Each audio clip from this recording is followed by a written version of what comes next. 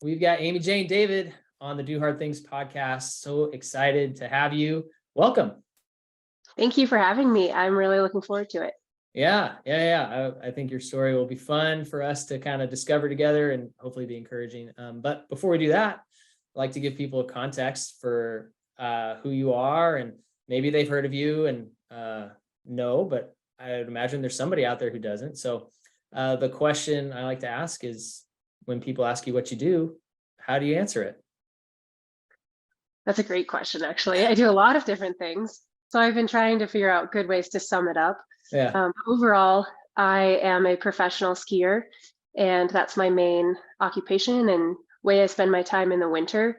And in the summertime, I mostly am a backpacking guide, spending multiple days on end out in the mountains, leading people out there. And so in addition to that, in the winter, I'm also a snowmobiler, and I create media content for different companies through my sponsorships, if that's writing, video, photo. And most recently, I've started working with larger scale production companies like Teton Gravity Research to do ski action and tell stories through film, all using like outdoor adventure as the main thread. Okay. That was a lot of things. No wonder you're trying to like sort through like all the different balls you have that you're juggling. So what was the like one that was, it sounds like they're all kind of built on top of each other a little bit. Like there's definitely connections, but what was the like the OG original thing you were doing of those that's kind of started it all? Was it skiing? Yeah, it's always been skiing. That's my biggest passion in life.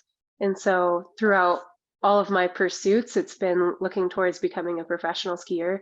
And if you took the profession out of it, I would just be looking to spend my time in the mountains skiing, just as the thing I like to do and spend my time doing. So skiing has always been like the core driver. And then stemming out from that, I've found different ways to make an income using that as my skill set. And then, when you blend all the different seasons together, I guess outdoor adventure athlete and content creator would be a good like umbrella of all the things that I do. Yeah. So had it always been your goal to be a skier, or like did that come around when you're in high school? What was the origin of that pursuit? Yeah, so I grew up in Pinedale, Wyoming, which is a small town just south of Jackson Hole. And my parents, actually, my dad's side of the family homesteaded there. So has been there for years and years, very much in the outdoors. And same with my mom's family, just being really big into skiing. And so I learned at a very young age how to ski. And it was just what we did for fun in the winter. And I, especially out of everyone in my family, have like really latched onto that as something I'm a little bit obsessed with. And so I grew up in all the way through high school, ski racing. And then I did some freestyle competitions as a kid. And we had a tiny little ski resort. It's called White Pine out of Pinedale. It's right at the foothills of the Wind River Mountains. And that ski resort is a little bit flatter, very small. So you don't really develop, say, big mountain skiing skills at that resort, but it developed a love of the mountains and being in the outdoors. So the first time I saw a Teton Gravity Research film, and for anyone who hasn't seen those, I would highly recommend checking it out. It's just really cool to see human potential and beautiful landscapes. And when I saw one of those films when I was a teenager, I realized like the type of skiing that you can do and the places that you can go. And that's what really inspired me to want to pursue skiing for, at a bigger, higher level. So that it was mostly now you're doing that. You said you're helping create those. So this is like a full circle moment for you in a way. So like be inspired by Teton Gravity. Do you say TJR? Yeah, TGR. TGR. Yeah, my PR background, I went to school and got communications degree, and so I did some PR. And so they always train us to say like, say the full name and then the abbreviation. So I think that's that training coming in. But yeah, TGR is the easiest way to say it. So now you get to help inspire somebody else. Is that the kind of the goal? Yeah, exactly. So this last winter, so winter of 2022, I was invited to go and be one of the athletes in front of the camera for one of the segments in their newest film called Magic Hour. And my segment is based in Montana, and we're skiing and using snowmobiles to access the ski terrain. And yeah, it was really, really cool to have that like dream come true, full circle moment. So Yeah. hopefully that will be inspiring other people to see themselves, maybe younger girls can see me in that position and realize that they are also capable of doing that. Wow, so fun. So you said backpacking, which is like my true love, minus my wife. And I I want to know, like, because all your life, you kind of umbrellaed it as this like outdoor adventure content creator person, which I don't know the percentage of people that would say this is what they want to do, but there are probably a lot more people who say, oh, I'd love to do that, than actually end up doing it. But I think what I'm curious about, because there are so many people that would say they like that idea, like, what about being outdoors is motivating to you, or like makes you passionate about it, because you've created your whole life around, the outdoors, not just skiing, but like being outside in nature. So yeah, well, I'm so glad you asked that, and I love that you also are passionate about backpacking. It's the best. Yeah. I remember the first time I went backpacking, I was so baffled. Like, this is so hard. My body hurts, and we're going so slow. And after that first trip of having those like really frustrated feelings, I started to fall in love with it. Like every single trip that I took after that, really loved the challenge, and how just being on your feet with the things you need on your back, you can go to some really incredible places that you wouldn't be able to experience otherwise. And I think backpacking is one of the best, say, outdoor adventure sports to really connect with the root of why I love the outdoors and why I've made my life to be built around spending time in the outdoors, and ideally getting other people to have that opportunity as well. So for my career, it's like two motivations. One is for myself, for my own internal well-being, and then also I have this desire to help other people and create those opportunities for them. And so that's where the guiding part comes in really handy. I guess to get to more of the specific question that you asked of like, what's the motivation? And it's pretty, simple yet complex in the sense of, what being in the outdoors does for our internal state as human beings. The mental side of it, where you're, chemically actually receiving a lot of, or maybe it's stimulating a lot of different chemical reactions in the brain. So you're getting serotonin, dopamine, and if you're being physical, like endorphins. So chemically, it's really good for your happiness level and just internal well-being. And then physically, you're moving your body. And so there's lots of obvious benefits to that. And then the whole mental health side of things for me has been just really important. I've gone through some really challenging things in my life, and I've always gone to the outdoors as my place of like refuge and healing. And so finding a way to create a lifestyle where that's something that's constant in my personal life has been really important to me. Yeah. And you're doing all of this. It is super fun. I think having fun is really important also, like, caveat. Caveat, fun is important. Yeah, totally. It's not all just like grin and bear it, do hard things. You want to enjoy it a little bit. And you're doing all this in Idaho? Yeah, mostly. So I live in Idaho now. And when I started backpacking and guiding, and also where my ski career really took off, was when I moved to Salt Lake City for college. I went to college at Westminster and studied the psychology of communication with a minor in outdoor education and leadership. So those all like really fit together with what I'm doing now. And that's where I learned to backpack, was in those outdoor education courses. Okay, so you're a little bit older getting into the backpacking scene. Yeah, so I started in the mountains as a tiny kid with my parents horse packing in the Wind River Mountains. And that also is really a big influencer on my love of being outdoors. But we didn't backpack, really. We went hiking but horse packing was the main mode of transportation when I was a tiny kid. Yeah. And so, yeah, I was in probably 19 or 20 when I first went backpacking. And that was in Okay. the southern Utah desert. Oh, like Bryce Canyon, Zion, that area? Yeah, we were at the San Rafael Swell, I think permit wise for an education course, but it's Oh, okay. similar to that. And I have spent a lot of time at Zion and Bryce. I Very nice. actually Yeah. threw, all right, here goes a slight tangent, but it's Hit it. related. Okay. So, and this does tie back to skiing, but like I feel like my backpacking really targets the reason I love the outdoors on like a larger scale than just the enjoyment of skiing too. Yeah. So after college, I started a women's retreat program for backpacking in particular. So we would invite women from all different ages and backgrounds all across the country. Really, anyone around the world was invited. Yeah. And there were 10 spots for each trip that were available. And we would go to, it started, where did it start? In the Wind River Mountains, where, Okay. where I grew up. And then we also started adding them in Escalante down in southern Utah, and had to do a Bryce trip once based on a flash flood situation in Escalante. Bryce is Oh higher man. elevation and the water runs down instead of in. So that was Yeah. handy.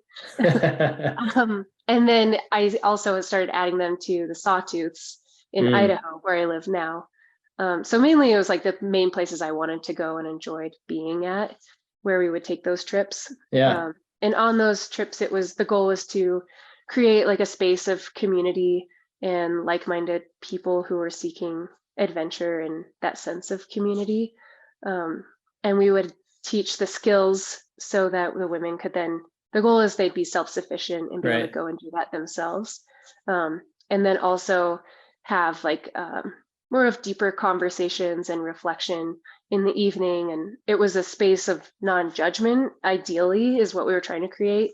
Yeah. That atmosphere. So throughout the entire day, there's like open conversations happening, but something a little more intentional each evening. Yeah. Yeah, so that was really special for me. I haven't done those since COVID, and I'd like to get back into it. Yeah. I was going to ask you because you said you were doing it. I was going to ask if it was done or so it sounds like you're on pause. Yeah, on pause, and I think this coming summer, I'm going to get some started again. I've Okay. done a couple ski retreat versions of that the last 2 winters. Cool. Do you have the same people coming back or is it usually a whole different group of women? There's a few people that have come back each year, but primarily it's different people. Okay. Wow. You probably have gotten to meet some really exciting, interesting people doing that and spending a lot of time, right? It's not like you're just at a baseball game with somebody. Like you're forced to talk to people when you're in the mountains, you know? Yeah, So exactly. I call it wow. kind of challenge by choice. So I like it. same with the podcast, like you can be as open and vulnerable as you want to be. There's a space for it, but some people sign up for those trips and they're just looking for adventure. Like they Yeah. just want to go out in the mountains and explore something new with people that are also looking for that. And then there's people who are looking for, like, say, emotional refuge and Mm-hmm. those, I think those moments when I've had those deep connections with women who are really going through something hard in their life and they chose to go on this trip as a healing experience, those have been really meaningful for me. I Yeah. think when I started, the year I started doing these retreats was less than a year after I had experienced the death of my boyfriend. Mm. Um, and that was a really, really tough time for me. And there were other challenges compounded and layered on top of that Yeah. were just like, it was just really hard. And I found that having a community of women in particular for me at that time was really, really valuable. And so creating that space for other people is something I thought was helpful, but I realize now, like, it was, well, I knew it then that it was really important for me as well. Yeah. Mm. Like all of the people on these trips really helped me a lot going through that, something that was so raw and fresh. Yeah, no Um, kidding. So I'm just gonna ask because you brought it up. hmm. But do you feel how much people have a lot of different responses to hardship, right? Like some people will try to fill the gap with something to occupy their mind and their like time. And some people will run, like curl up in a ball and just like wish that nothing existed. And then there's everything in between on the spectrum. And I'm wondering, when your boyfriend passed away, was it like, did this get birthed out of that in a way, or because you were trying to fill the gap, or was it, I need some way to process this and I see the need in people around me? Like maybe it wasn't even attached. I'm just kind of curious if it was a response to that, or just you were able to benefit from it afterwards. Yeah, this is a great question. And I think it's a combination of the different things you just described.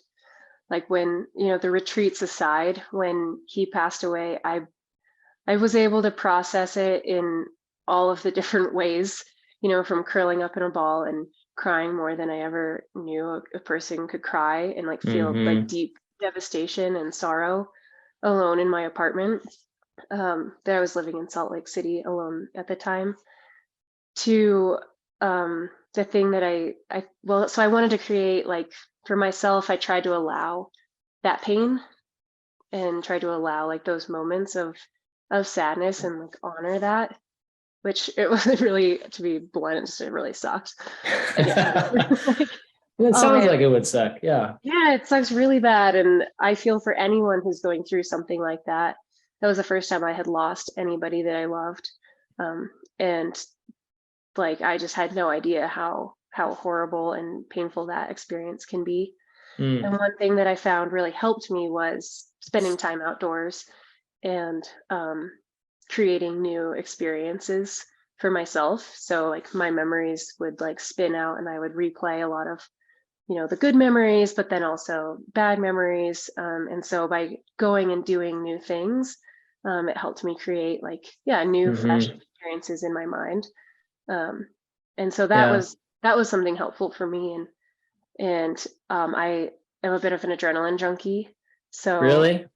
yeah, surprise. So I personally turned to a lot of probably in that first year after he passed away, it was probably not so healthy tactics of like pushing myself skiing a little bit beyond what I should be doing based on my skill at that time. Um, and it should be a little more incremental and strategic. I was just like going super fast and hucking off big cliffs, which I still do today, but a lot more calculated. Yeah. Um, That's probably wise. Yeah. yeah, exactly. And so creating the retreats, I think, was probably born through a combination of all of that. My love of the outdoors, this challenge I was going through, and then hoping to help other people and create something that way. I think it was a Yeah. combination of it all. Can I ask how he passed away? Yeah, I was not there. It was cliff jumping at Causey Reservoir in Utah, into the water in the summertime. And he was a really talented skier and just action sports athlete overall, and really good at doing tricks in the air. And unfortunately, I think they pushed it a little too high, and he just never came back up out of the water. So he didn't like hit anything in the water. He just landed the wrong way or something? Yeah, just that impact. Which I've done some cliff jumping and landed like kind of sideways and had like bruises on my stomach before, so I can only imagine.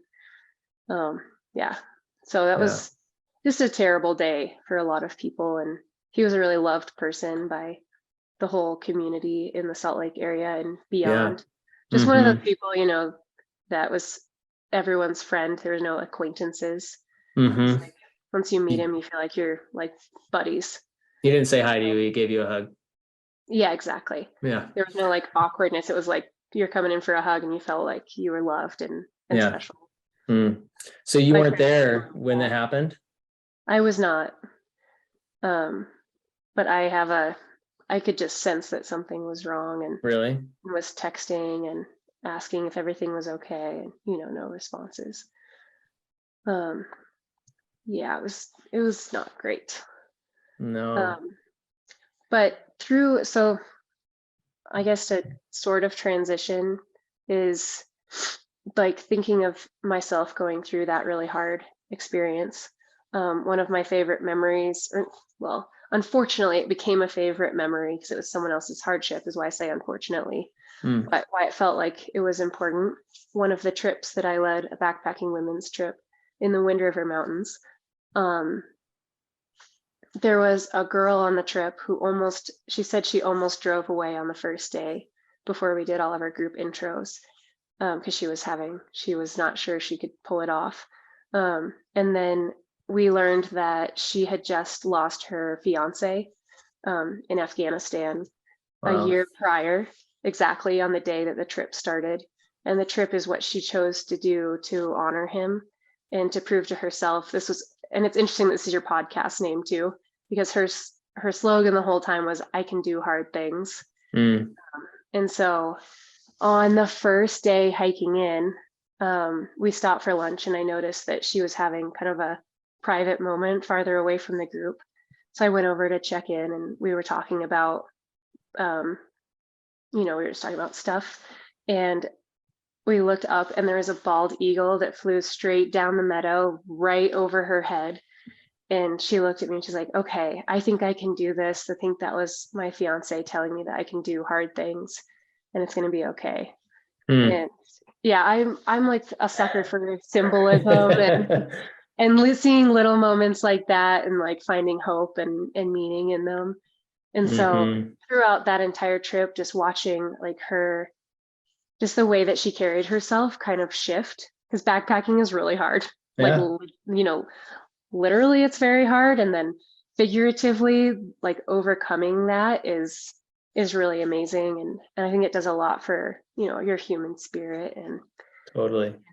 realizing it had been several years since my boyfriend had passed away when she came on that trip. And while I would never wish hardship on anyone, just being able to connect with other people and help them, Yeah. as after you've grown and learned from it is pretty special to be able to do that and find like Yeah. little silver linings through that.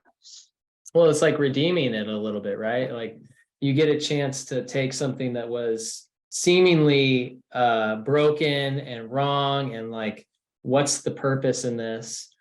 And like use it for good. Mm-hmm. And like you don't assume that that's going to be the case often, like, and especially if it's been a few years. Like I think there's a lot of us, we go, why, like, why is this happening to me? And most of the time we direct those questions at like God. We're like, God, why? And it's just like the natural response. Like we just want to understand purpose in things. And when you Mm-hmm. get a chance to assign some purpose to something, that's like so refreshing and life-giving. Right. So it's pretty Yeah. cool. You got to do that. Yeah, I think you're right. Finding little bits of purpose or ways to create purpose through a hardship is really helpful. Mm-hmm. Yeah, we need it. Like Mm-hmm. we definitely need it. I mean, it's like the whole concept of you're on a journey. It's like, well, where if you're on a journey, you're going somewhere. And so Right. like nobody's interested in just wandering around aimlessly. And so like when your journey gets thrown off course, you're like, well, where am I going now? And so Right. you want to understand it. So I mean, it's kind of a good transition time, I guess. It may have been your answer to the question, but I'm going to ask it anyways, just in case. But the central question of the podcast is, what's the hardest thing in your life you wouldn't take back? And the purpose of that question being like twofold. One, hard things happen to everybody, whether they're chosen or they just like are put upon you through circumstance. And but like, what came from it?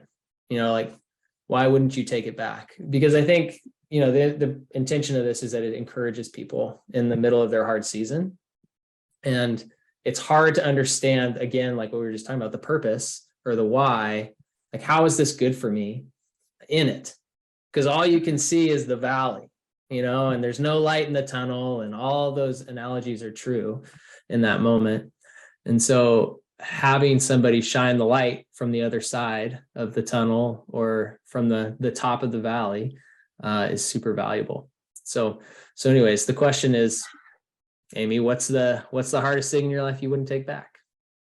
Yeah, that is a really great question. All your questions are good. I've noticed it said that multiple times because it's true. Very thoughtful. Yeah, I think, oh man, the hardest thing is definitely what we were just talking about Yeah. was the death of Matt, who's Can't named by imagine Effie. it's probably hard to top that kind of a difficult experience. Yeah.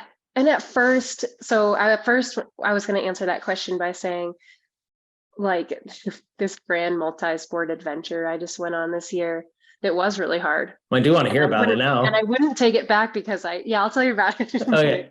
But I wouldn't take it back because really enjoyed it.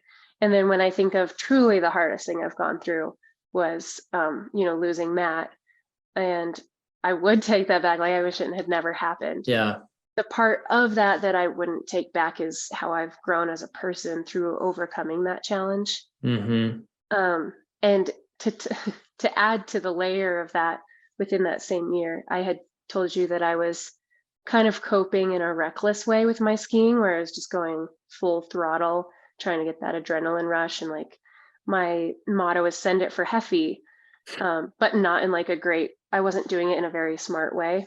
And in a ski competition in that year, I had a really bad ski crash and I got launched really far through the air and landed in a pile of rocks. First with Hold on. Help me envision this. Okay. You said really far through the air. So when I'm envisioning really far through the air, I'm envisioning like 100 feet. Yeah, it was like that. I'll have to separately, I'll send you a video or a photo of it. Okay, and then I'll link it for people that also are visual. Okay. Yes. So I could describe that a little bit better. So I was and maybe I'll give the reason why. So this was a life-threatening crash where if I was it sounds like it was one way or the other, I could have also died within that same year that I had lost him. And so coming out of that crash, like, my personal growth, realizing how fragile life is and how special it is what I wouldn't take back. The actual incidents that caused that personal growth, I for sure would take back. I'd rather not go through that. It's like, I would like to learn that another way. Yeah. Yes. Yeah. But how could, like, it's hard to, like, you can't just learn that you can just read it in a book and be like, yep, download it. I'm life is fragile, spiritually connected. Like, all those deep things that are hard to even put to words. Mm-hmm. So to give you the visual of the ski crash, a big mountain skiing competition is where there's a large, like, extreme face on a mountain. There's a start gate at the top and then a finish gate at the bottom. And then you choose the way you want to go down. And there's 5 judges and you get scored on your speed, how smooth your line choice is. And then if you go over cliffs, if you can do tricks and how well you execute all of that. Yeah. Basically, like, if you watch a ski film, you're trying to ski like that, but in a competition. Yeah. And the snow conditions are rarely pristine. So it's really like chopped up. This is why I stopped doing those competitions, because, like, I'm going to go ski in the backcountry where it's smooth and I choose my way. And it's, just very different than the competition scene. But my line that I chose was a straight line through a little chute. And then my plan was to just hold on to my speed until the finish corral, like, just kind of let myself slow down eventually, because you'd be going so fast coming out of this chute. However, I didn't see this roll in the terrain. And when I hit that roll, my legs just gave out and it launched me like a jump about 100 feet down through the air. And this is in Big Sky, Montana. And there's a lot of, like, we call them shark fin rocks, because they're sharp, like, they look like a shark fin. And they're really sharp and pointy and, like, all pointed up at you, like a dagger, like horror movie. Oh my gosh. So I landed on my hip on the rocks, and then it, like, continued to tomahawk around. And in the slow motion video, you can see my face goes directly between 2 rocks as I, like, face planted, and, like, my back scorpioned out.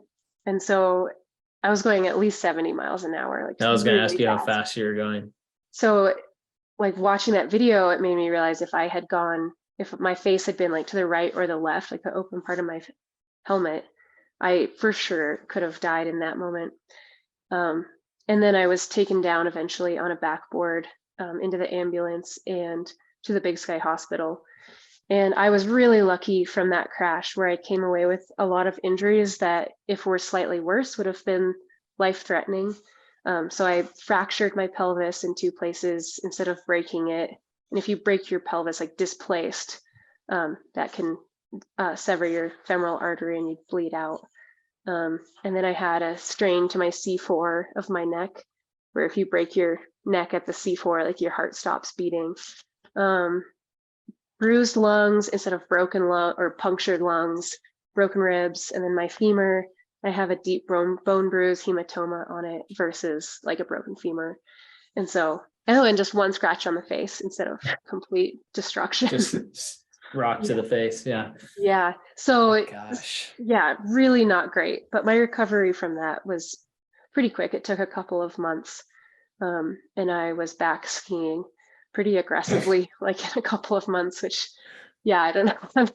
I'm on a little bit different mindset perhaps than other people. But yeah, so those like going through that life-threatening crash paired with losing someone that I really loved a lot was just like this wild compound of events.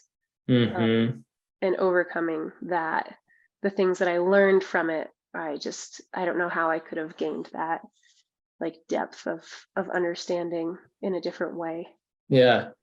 So that's the question I wanted to ask you. Like when you think back on that year that, you lost Matt, you went through the crash. Do you ever find yourself thinking, one way or the other, like my life wouldn't look like this if that hadn't happened, and like acknowledging the change? And I think the ultimate question is like, what have you recognized is different in like your day-to-day, maybe not day-to-day, but like living of life, and where you see it creep in of like, oh, I think that way because of that year, or, oh, I said that thing to that person because of that year and the things that came from it. Like, what are some examples of that? Yeah, I think the first thing that comes to mind is the amount of time I spend in the backcountry and the way I look at the little things in nature. And I've always thought of, I've always appreciated the little intricacies of like the beauty of a snowflake or the light on the grass. But now when I see that, I honestly, I have like a deeper spiritual connection, where like I see those sparkles and I feel like it's, say, Matt shining a light down and giving me this like soulful hug or brightening my day, and just appreciating those really small, beautiful moments. And yeah, just walking out and enjoying like a fresh breath of air. Like the tiniest things bring me a lot of joy. Where, say, if I was ski touring in the back country and I see, like, I'm just like kind of before this happened, or I would assume maybe if this didn't happen, I'd have more tunnel vision of like, there's a sick cliff to hit, here's a big jump, like, oh, I wish it was better snow so I could ski faster. Like more Yeah. of that aggressive, like adrenaline junkie mindset. And I think because I'm going through that hardship of just appreciating the beauty of the little things in life, now I'm also still seeing those cliffs as like, oh, I want to jump off of that. But also, wow, look how beautiful this snow is. And just, I don't even know how to describe it. Like once you put it to words, It sounds like it you doesn't do are it more justice. grateful. Yeah, Like really you just great. have a lot of gratitude for things that you didn't before. And so you can like have a level of appreciation for, what you're describing. And then Yeah. like the cliff isn't a means to an end of like getting down the mountain in a certain time or something, but it is in and of itself like has a purpose. You're not just like looking at it as I'm going to use and abuse this cliff and move on. It's like, no, like what can I get from this experience? And it sounds slower and more appreciative. I don't know. Yeah, I think you're spot on. Definitely gratitude for like the moment and the way that you just described that different approach to looking at things. Yeah. And then I think also like a huge amount of gratitude and compassion and empathy for other people, which I've always cared about other people and been a pretty sensitive person my entire life. But having just knowing like the amount of pain that someone could be going through, but still not showing it on the outside, I think has really like hit home for me when I'm interacting with other people. It's like you don't Yeah. know what they're going through and what little Hmm. thing, like rude thing that you say to them could just totally crush their day, just based on where they're at, because you just never know. Because Right. I was that person too, where I showed up like looking cheerful, like, oh, there she is again, smiling and being nice and going hard on the skis. She must be fine. But, I'm still struggling inside with a lot of things. Um, Yeah. and and also just knowing that you could lose someone you love any second. And so just I'm not I get hard on myself for not being better at this, but I want to, and I try to put an effort into making sure the people that I love know. Like it's so Yeah. cliche, but it's true. It's like it's really important that Yeah. you let people know like what they mean to you. Yeah. Yeah. No kidding. It's easy to take them for granted. It's easy to take like the situations that we have for granted. What, so when you are now interacting with people and, you're not sure, where they're at, like, because I think that's a reality a lot of us live in. And some of us recognize like, oh, I don't know their story, more often than others. Like that's true. Like, and I think it sounds like you now are a different version of yourself where you recognize you don't know their story more often than you used to. So like, what are some good questions or ways that you can interact to like kind of put the assumptions aside and Right. meet people where they're at? And maybe you can answer that from your own experience, but like, how do you get to a place where you can know somebody and where they're really at? Because it's like you can only do so much, but like what tips do you have for that type of relationship? Right. Hmm. That's definitely something that I'm still learning and trying to understand as well and do better, especially with my like the guiding side of my profession. Um, Yeah, you got to do it all the time, probably. yeah. Yeah, it's like it's easier to keep it surface level and just not, be nice and pleasant and not be like prodding too hard. I think that's the easy route. But then if you are trying to have a deeper understanding of someone, um, I mean, asking how people are is a good start. Hmm. I think getting an honest answer can be a hard thing, Yeah, it's out you of your know? control a little bit. Right. And I think Yeah. just having like the right, if you're trying to have like a deeper conversation with somebody, I think like finding an appropriate time and place will make a big difference on the type of answer that you get and the level of conversation that you can have. Hmm. Just in passing, people, I think in general, people don't want to be a burden, Yeah. you know. So I think a lot of people keep things bottled up inside because they don't want to put that onto somebody else or be seen as someone who's struggling. And that's just an assumption of like people as a whole. So trying to, if you're trying to be a support system for someone, going out of your way to create a time and place, like asking them to go do something fun, like let's go for a hike, let's go for a walk at the park. And then that's more of a private space to be like, so how are you really doing? Right. You know, Right. without Yeah. not in a condescending way too, you know. Uh, Oh, I it's mean, so I hard think to be they like the art would of know that, connection. right? Right. But I think just if you showing made that the genuine time, care. yeah, because I love what you said, right? Like it's because what you're saying is that it takes time. Hmm. Because I think we want it to be quick. Like I just did this literally today. We have a staff meeting every morning, and one of our staff, I was like, "Hey, how are you?" She said, "Oh, I'm fine," which when people answer the question, you can like kind of tell if Yeah. there's like something behind it.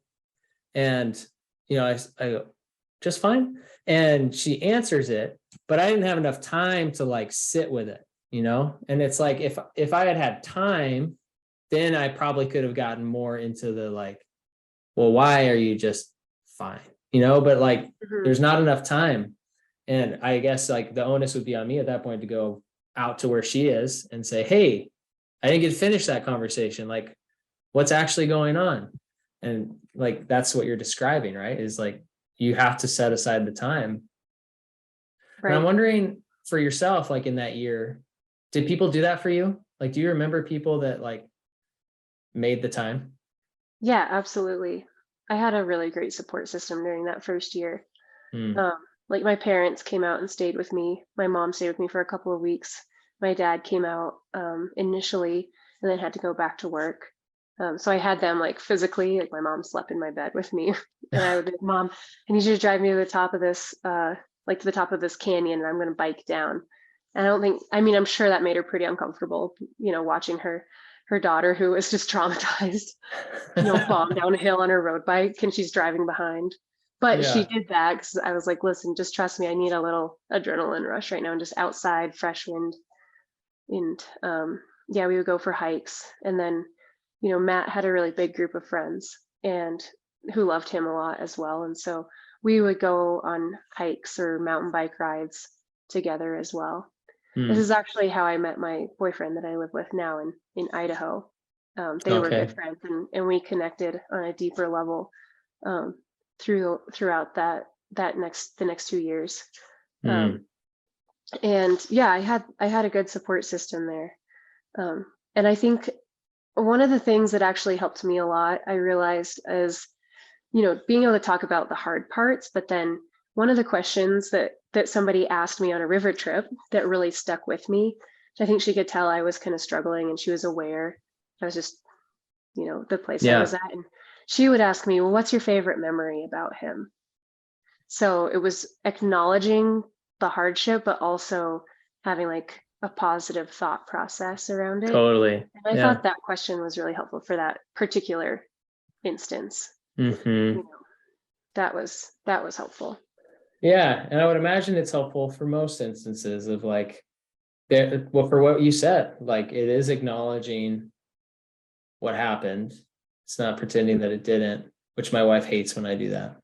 And then, but at the same time, it's like calling you to a positive place. And so it's like, spiritually, chemically, physically, all those like benefits that come from like choosing joy in that scenario Mhm. are like present. Oh, that's good. That's a good Yeah. question. I was Yeah. going to ask you what advice you had for people who are in the middle of a hard season. It sounds like, even they could ask that question themselves, but is there anything else that you would share with somebody who's in a hard season right now? And it doesn't have to be like they lost somebody really close. It could be something totally different, but they're in it. Yeah, definitely. I think the general theme of acknowledging your pain and your challenge is important, like starting with that.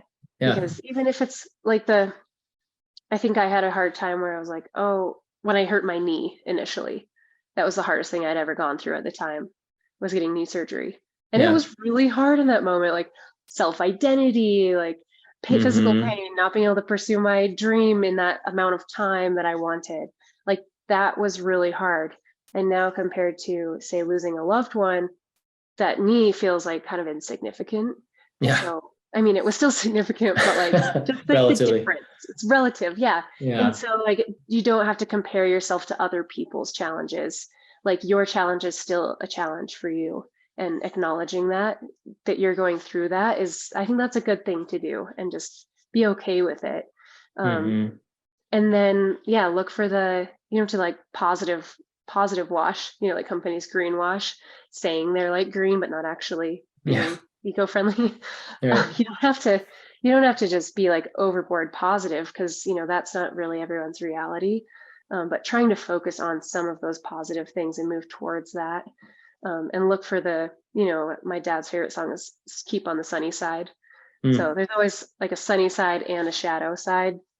The shadow is always going to be there or will change, depending on where you're at in your life. It'll be bigger, so shadow will be small sometimes, shadow will be big sometimes, but there's always a sunny side. And so trying to like look towards that light and find the bits of joy, like you said, choose. It's Yeah. definitely a choice. Like you have to intentionally have a mindset and like change your thought patterns to focus on those good things and have like Mm-hmm. a sense of direction and take action towards improving the state that you're in.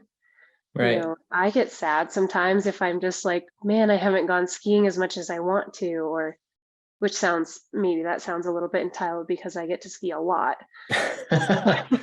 So I don't mean to sound like that, but Yeah. or like if someone's working on a goal and they're not making the progress that they think they should be, like it's easy to get down in the dumps about stuff from all different levels. Um, but like you got to stand up and start making little bits of progress. And it's okay for those steps to be smaller some days. Right. And it's also okay to like give yourself a break and just Mm. relax. If it's Yeah. like I'm talking quite metaphorically right now, or like take a break, like sit down if you're physically working towards something, but more so like in your emotional state. If you're having a hard time, like it's okay. It will pass. It doesn't Mm. feel like it at all times. It feels like you might be stuck, but Right. you will make it through. Yeah. Yeah. Yeah. And that's the one, I hear that one a lot from people of like, it's a season and like, it doesn't feel like it, it feels like this is going to be your new normal forever. And, but like it, whether you believe it or not, it will end. Like you'll have a new season. Hmm. So yeah, it's a good perspective for people to hear, when it doesn't feel that way. Right. Yeah. Yeah. And I know a lot of people have been there. Mm-hmm. Feels like it's not going to end, but it Yeah. does. Yeah. Well, before I ask you, I'm just changing the subject, kind It's of. good. But before I ask you the last question, because I asked the same last question, but you had said when we were exchanging emails that you have jump ropes. So I have to ask you, like, I've never asked anybody about jump rope in the podcast, but I'm like curious. Do you jump rope like a Yeah. lot? I jump rope a little bit, but I am like kind of freakishly talented at it. Like I can do I can do all sorts Okay, of what does tricks. that mean? Yeah, like under the leg tricks, behind the back, like all sorts of crazy maneuvers that I think a normal person would be like, "Whoa, what is going on?" Like that's not like just That's not jumping, jumping. not Yeah. crisscross. Mm-hmm. And so I do have a few jump ropes, but the reason I have that skill set is a little bit random. So in Pinedale, Wyoming, where I grew up, the elementary school had a jump rope team. Like our PE Oh, teacher, Mrs. M, she's awesome. She's really into it. yeah. And she had this after school program for kids. I think actually no, she required it in our PE classes, but then there was an additional after school like jump rope team. Yeah. And she would bring in different people to teach us tricks and she choreographed routines. And so we had like this fleet of elementary school jump ropers.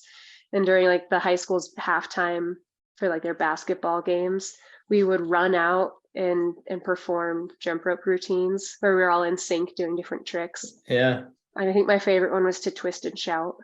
It's pretty Oh, hilarious. can you still do it? Like, have you ever tried to break Yeah. it back out?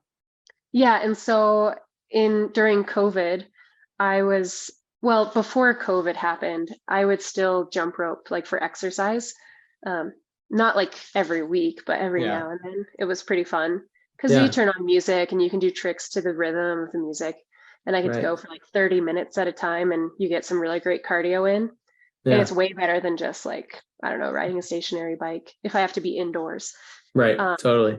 yeah, so I still like kept up with it a little bit, but during the COVID lockdown, I was having kind of a downer day, and my boyfriend was like, "You should go jump rope. Like that always makes you happy." And I don't know if he was being serious or sarcastic, but I was like, "You know what? Yeah. You're right. That's such a good idea." And and then I like jump rope so much during that, and it really did. It made me really happy. So I'd put on Oh, like that's funny cool. music and make up real routines. We made a whole video jump rope edit. Um, Wow. You and your yeah. boyfriend? Well, he videoed. He Oh, has I thought background in maybe he was film. doing it with you. No, I tried because you can do like partner jump roping, Yeah. like alternate, and you kind of share ropes. So Mm-hmm. I tried to get him to do that, but he was not really into it. He did buy a Not, jump rope though. He bought a weighted one, so it was a little more like macho style. yeah. But Teach their yeah, own. so I Yeah. did buy jump ropes off of the buyjumpropes.com. I have a hot pink Yeah. one. I got the long handles, Oh, and yeah, I try and learn new tricks. Still, I've wow. got like Do some you have different an ones. inspiration on social media that like you learn from? Yeah, totally. I'm amazed by the social media, like the jump ropers who put their videos on Yeah. social media.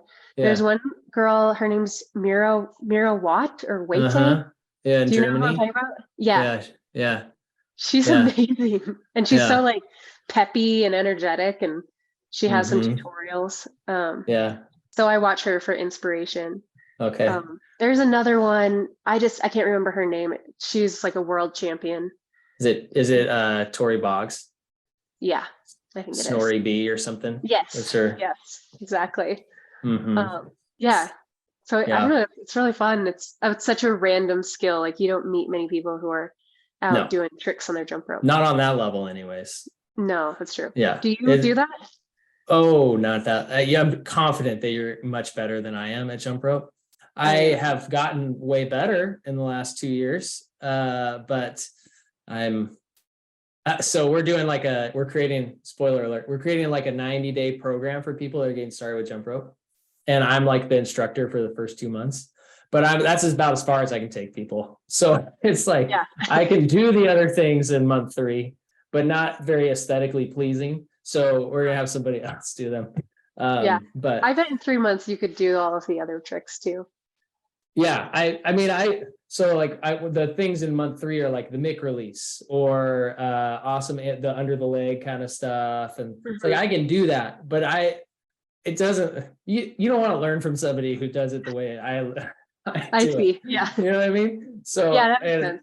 yeah, so I I'm mean, I like don't getting there, but yeah, awesome. Yeah, I don't yeah, think I could describe how to do or nor even know the names of how to do like under the leg jump and twist things. yeah, I yeah. don't know. Well, the names are random. Yeah, like Toad something. Toad and Awesome Annie and Yeah. Caboose, and we have this fun social media idea of like going out on the streets and giving someone a jump rope and then telling them to do a trick, but just tell them the Uh, name, and they but just don't make up tell, what they think. and just see what they think it is, because they make no sense. So That's awesome. yeah, we'll probably do that. I Anyways, love that. tangent. That was a tangent. That was a tangent. But jump Totally. roping, I found that teaching myself new tricks with a jump rope is inspiring me to want to go and learn new tricks on skis. What? Because I don't know why I haven't like pushed myself to really learn too many new tricks on skis. Yeah. So I'm like, oh, I don't want to like hurt my knees again or something. Yeah. So I stick to like my same few moves. But jump roping, I want to learn new tricks. And I like when you're trying a new trick with a jump rope, it like smacks you in the face Oh and yeah. hits you on the toe. Like you rarely get it on the first try. And it takes a lot Right. of repetition over and over and over to like figure it out. And so, yeah, by doing that in the last few years, it's really inspired me to want to learn new ski tricks. I love So to there you hear go. that. And I was going to ask you if there's any training crossover for like the skiing or any of the backpacking mountaineering type stuff with jump rope, or if it's just a good cardio workout. Like if you've seen any benefit to like, rather than inspiring you to try new tricks, but like actually helping you with what you're trying to do. Yeah, absolutely. I think it does. Like hand-eye coordination Yeah. and learning to do things second nature. Like once you've done enough repetition with a jump rope trick, your body will just do it. Like you don't have to think, Right. okay, right arm under here and left. Once you've done it enough, at Right. first you got to do a lot of thinking, but you're way better when you stop thinking about it. Totally. Once you get to that point. So yeah, hand-eye coordination I think is great. Like I do some of those 360s with the jump rope, and that's good for realizing I can do a 360 just standing. If I Mm-hmm. have airtime on my skis, I can definitely do a 360. So like Right. mentally realizing like that translates. And yeah, just Yeah. like foot movements. I think the more tactful you are with your feet while you're jump roping, it translates to, say, ski mountaineering, where you're climbing up mountain faces with like slippery rocks and knife edge bridges. So just the overall like physical Yeah. capability in on top of the cardio is really good. And Right. like it like fine tunes all your small muscles, Mm-hmm. you know.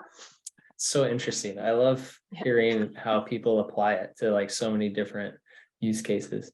Okay, we gotta leave the tangent. Okay. So my last question, to kind of tie a bow on our conversation, and specifically around the do hard things, is like you go through hard things, it's part of life.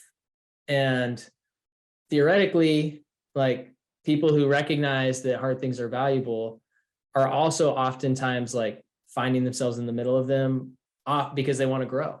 And so the question is, what's a hard thing you're in the middle of right now? Oh man. Oh, that is hard. This question, Dan, this is the hard thing I'm in the This middle is of. hard. There's a few things. I'm not sure I'm ready to share a few that are coming to mind right now. So I'm still like my brain's spinning thinking of another one. Option D. Oh, Yeah. option F. Here we go. Okay. I'm kidding. That's fine A though. hard thing that I'm going through right now. Okay, this might be, well, we talked about some deep stuff already, so if this one feels a little less deep, that's okay. But Yeah. I am struggling with trying to fine tune my career path right now, where, when I was first getting started as a skier, as an athlete, and then also doing freelance, like media content creation, I had to hustle really hard, like always put yourself out there, do a lot of free work, or I thought I needed to do some free work in order to get the future opportunities or prove myself. So I was like, go, go, go, always trying to do a lot of different things at once, Mm-hmm. to make ends meet, using that as like my income source. And then as I've got to this point in my career now, I feel really lucky to say that I've gotten pretty established in a lot of those different career paths that I have. So I have a lot of opportunity, and now I need to realize, like, I need to shrink it down, and I'm trying to figure out my focus of what direction I want to focus right now. Where I've worked so hard building these other career paths of, say, working with the Avalanche Center as the media person, writing for freelance magazines, teaching Avalanche courses, backpack guiding, like all of those different things, so that I could afford to continue pursuing a ski career because I wanted to be in the ski films. Yeah. Now that I've made it into the ski films, I have these other careers that are pretty robust and built out. So currently I'm in this spot where I'm like, do I like keep these other things going and do my, athlete focused career, or do I like mainly focus on that one goal and then I can come back to these other things? Yeah. So hopefully that makes sense, because I am in the middle of figuring it out in my brain. So Yeah. I sound a little like rambly. But yeah, It made like sense.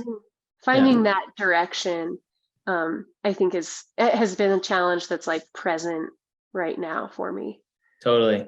And are you feeling like you have to make a decision imminent, or do you, because some of those like things that you've built up are going to come calling in like the off season of skiing, and you got to like either let them sink or swim, or like is it you have a runway to kind of make a decision for a couple of years?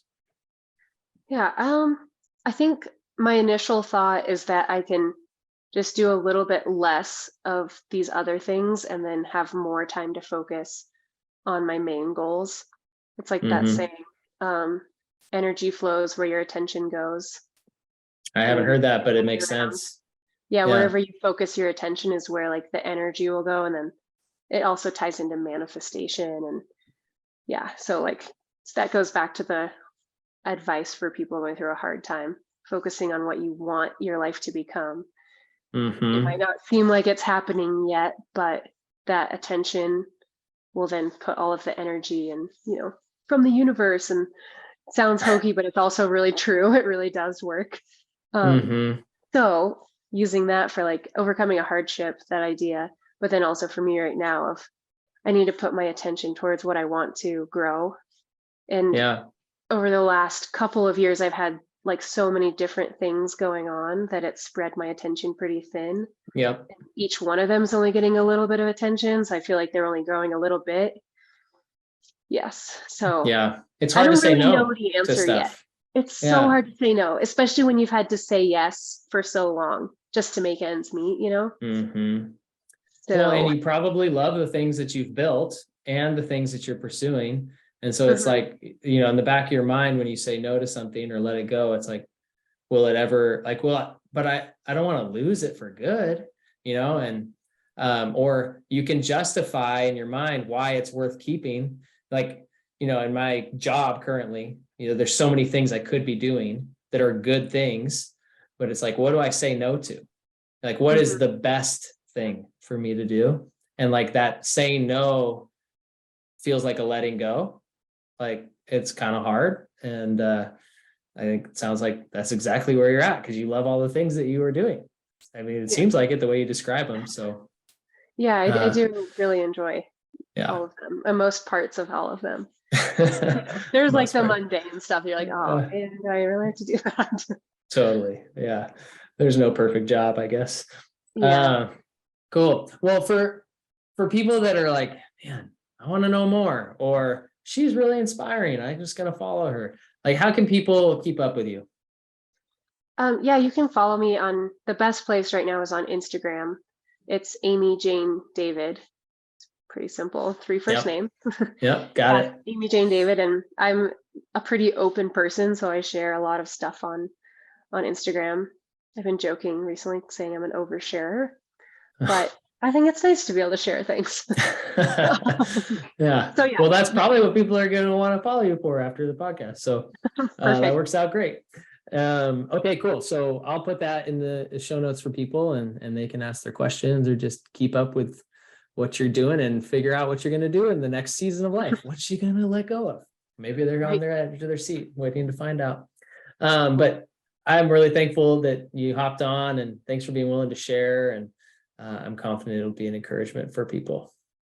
Cool. Well, yeah, thank you so much for inviting me to be on the podcast and creating Yeah, space to have more open, vulnerable conversations. Um, totally. yeah, I appreciate it a lot, and I look forward to listening to your other episodes as well. Awesome. Well, thanks, Amy.